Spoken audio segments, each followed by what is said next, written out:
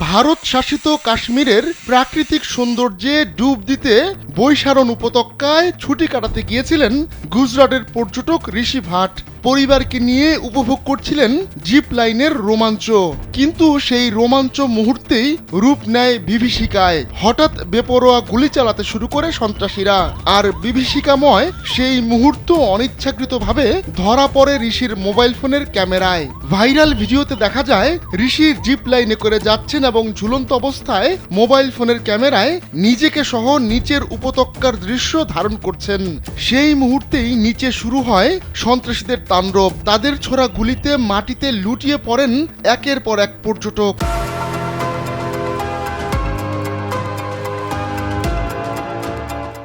ঋষির ধারণ করা ভিডিও নিয়ে প্রতিবেদন করেছে টাইমস অফ ইন্ডিয়া। গুজরাটের এই পর্যটক জানান, তার স্ত্রী, ছেলে এবং আরো 4 জন আগেই জিপ লাইন পার হয়ে গিয়েছিলেন। তিনি যখন লাইনে ওঠেন তখন হঠাৎ জিপ লাইন অপারেটর 3 বার আল্লাহু আকবার বলে ওঠেন। তারপরে শুরু হয় গুলির শব্দ। প্রথমে কিছু বুঝে উঠতে না পারলেও 15-20 সেকেন্ডের মধ্যে লোকজনকে নিচে পড়ে যেতে দেখেন তিনি।